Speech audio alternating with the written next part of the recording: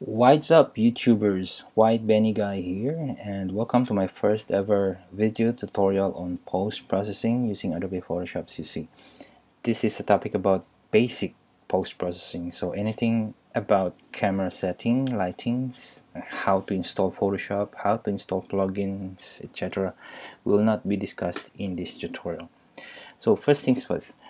What are the things I'll be using here in this tutorial? I'll be using Adobe Bridge for previewing, and of course Adobe Photoshop, my main photo editing software, and lastly part of it is the camera raw filter. This plugin is installed in Photoshop. So this tutorial has three parts, and I divided them into three separate videos so that YouTube won't block it for being quite long. So this video is about initial retouch, main retouch, and final retouch. That's simple, that basic. So let's start with the first one, but before that, please click on the white penny icon to subscribe to this channel and check out other videos in it that you may want to watch. And for any suggestions or questions you may want to bring up, just comment it out in the comment section below and I'll reply to you as soon as I can. So let's start with the initial retouch.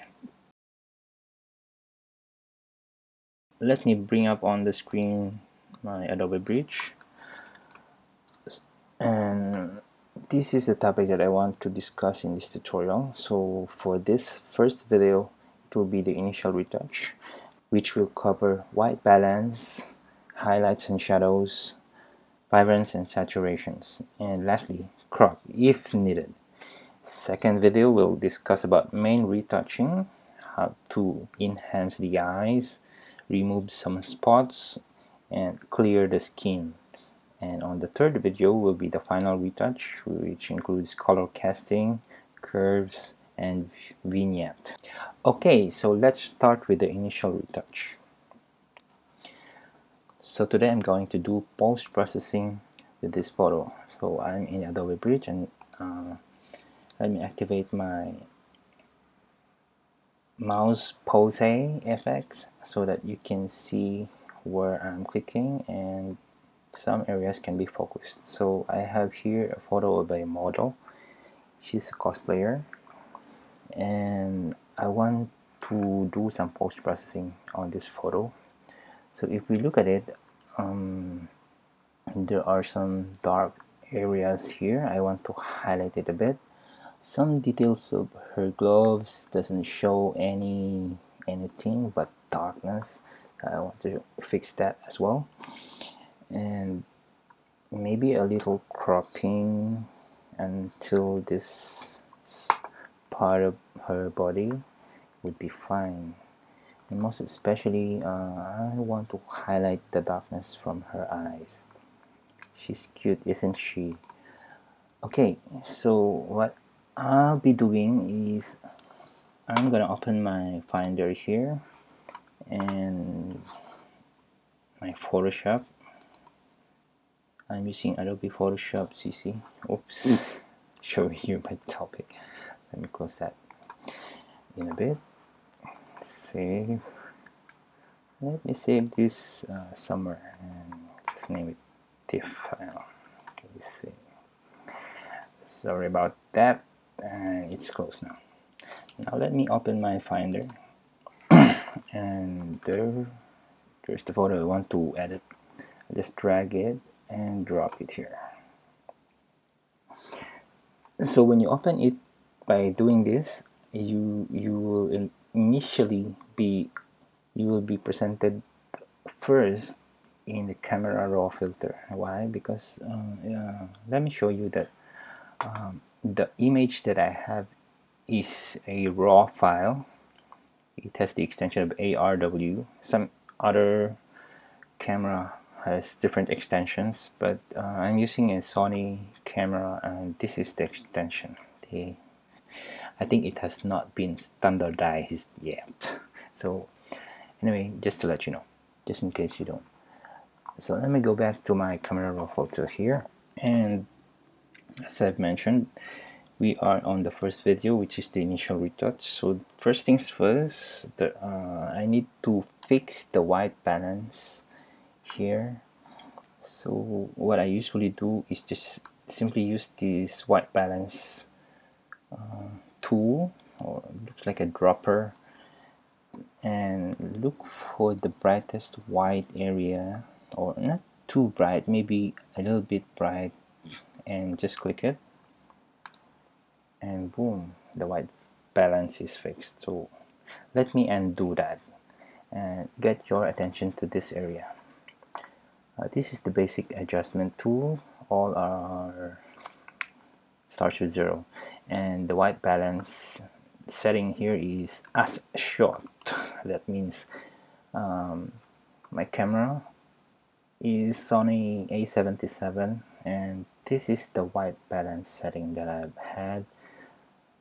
So it's not really a perfect white balance, I must say. So sometimes you really need to do some post-processing work. So as you can see, we have 5900 for the temperature and -1 on the tint. So if we use this white balance tool and click some white area in the models in your image, watch out, this will change. So click here and boom, as you can see, the values have changed and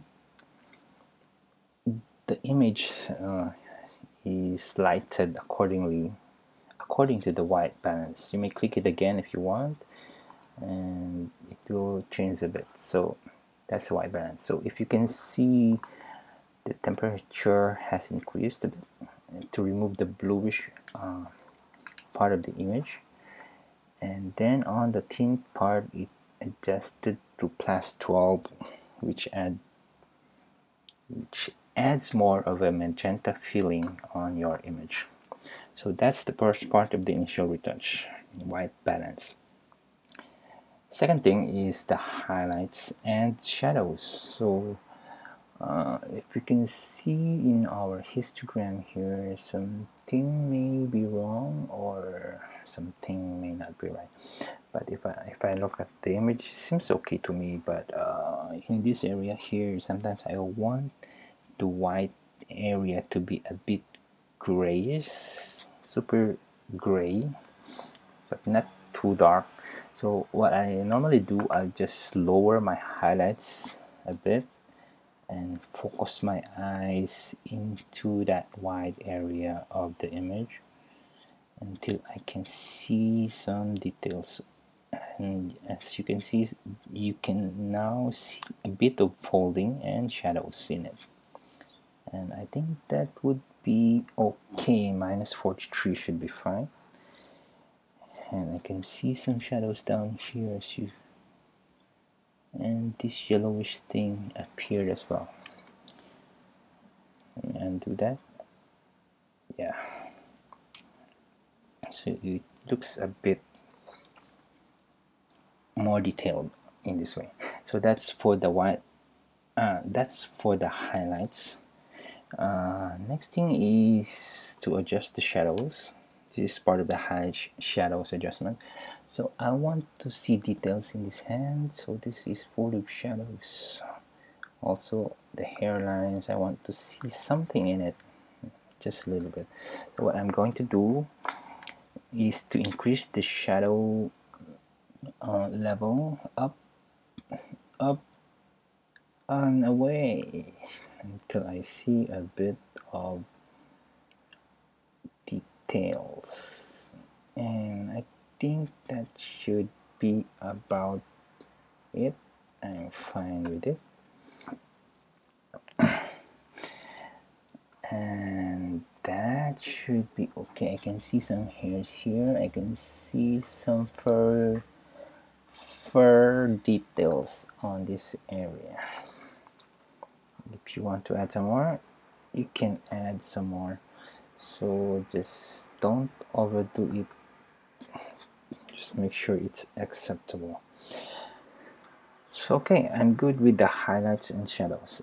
And lastly, is the Vibrance and Saturation. It's the same area here. It's in the basic adjustment tools. So this is my personal preference. I usually select 60 here and -10 on the saturation, because I love to go to cosplay events and take photos of models. Firstly, because it's free and you have a lot of models to shoot, so you can have like 3 photos minimum for each model, or if the model feels like posing more for you, then you can have more. So and because of that, I usually and you know, cosplayers wear colorful dresses and makeups and all these things, and even their contacts are colorful. That's why having a good vibrance should be the way to do it. And sometimes I exaggerate it to 80 and the saturation -15, something like that. So but for this tutorial, I'm just gonna use 60 and -10 for vibrance and saturation. So that's about it. That's the top 3 that I need to do. And as I mentioned, sometimes I want to do some cropping, just to give more focus on the image of this portrait image. So I used the crop tool, and before that, let me cancel this. I just want to show you that in the camera raw, you can also select what type of cropping would you like, what aspect ratio would you want to do. So currently it's what I have here is a 2:3 aspect ratio, so I'm gonna leave that as it is, and that maintains the aspect ratio. That means when you do something like this, you cannot pull it up like this. It will adjust accordingly to its ratio. I hope you got what I mean. Okay, so right now I'm gonna crop my image according to what I like. Let me. And normally when I do cropping, I leave a bit of space at the top of the model so that more portion of the face and the head is near the center. So let's see. So cropping requires a bit of a decision. So it depends on how you want to crop things, but for my preference, if you have heard of the rule of thirds, people tend to put these intersections along the eye of the model. So on this part, it's a bit awkward. I don't want to crop the hands, so I think I'm gonna use something like a different way of cropping, of deciding where to crop. So in this case, I also have this center. There is a perspective called the eye. One of the eye must be in the center of the image. So it should, if you look at this eye here, it's in the center of this lines over here. We cannot put this eye in the center, so I'm gonna use this eye here and place it in the center. I think that's about it. The eye is in the center. Push it a little to the right, and I think we're good here. I'm okay with that. I don't want to cut this hand here, so I'm gonna leave a little bit of space here. Okay, are we still center? Yes, we are. So increase this a bit. Okay, we're good. So I'm gonna press enter to crop it. and boom, and that's it. That's for the initial retouch. So if you still want to remove a bit of highlights like this area here, it will be up to you. So for my preference, I'll just leave it like that, and can open it directly to Photoshop by clicking this open image button. Okay, it's always loading like this. Okay, I'm gonna grab some coffee and get back to you in a few seconds. Okay, while this is being opened, I've copied this raw right here to another raw file so that I can show you the difference between the unedited raw file versus the one that we did the initial retouch. Okay, so this is the image of the initial retouch after doing the initial retouch. So let's try to open, oops, where are we? Okay, we're in Photoshop. I need the finder, and okay, here's a copy. Let me open Photoshop and let me open this finder, drag and drop it somewhere here, wait for a few seconds, drop it, nothing happened. Oh, sorry, let me pause this video. Okay, never mind, no need to pause. Okay, I copied the raw file, and this is the raw file that we opened initially. So I'm just going to open it as it is, no editing, no initial retouch, and we can compare it with our previous, with the we can compare it with the one that we did some initial retouch. So as you can see, I think I need to upgrade my MacBook. Okay, finally it's opening. Maybe because the file is quite heavy and I'm doing some screen recording here, that's why it takes quite some time. Okay, patience is a virtue, so let's be patient, guys. And there she is.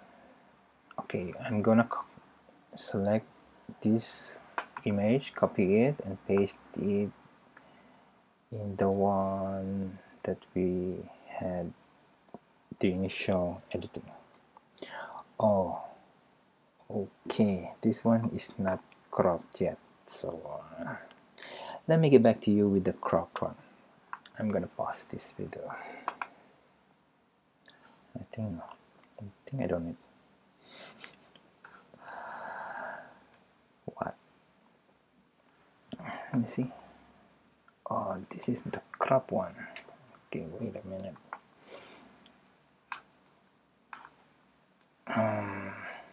Okay, I think I made a mistake here by copying this, so I'm not going to save this. But what I'll do, I'm going to open the same image. Oh, okay, sorry. Let's see if this can be opened by Photoshop, even if it's open in the initial. Yeah, it can be open. Okay, I think I know what to do. Cancel this. Let me just remove this. Let me save this first as a TIFF file and click OK. Then let's finish. Let's wait until the saving is finished. Okay, it's done. Let's go back to our Finder, and then let's delete this XMP. This is some sort of editing backup that you did. So let's try to rename it to something else.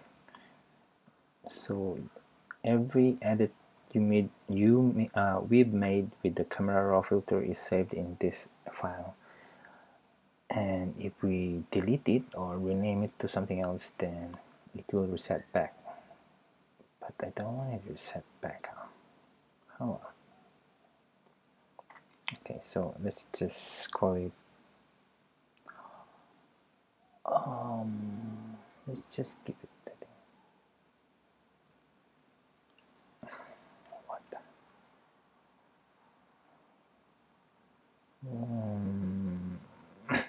Okay, anyway, it's already saved, and we're going to open the old file here so that we can see the previous one. Okay, this is the correct cropping, but we want all our finally I know what to do.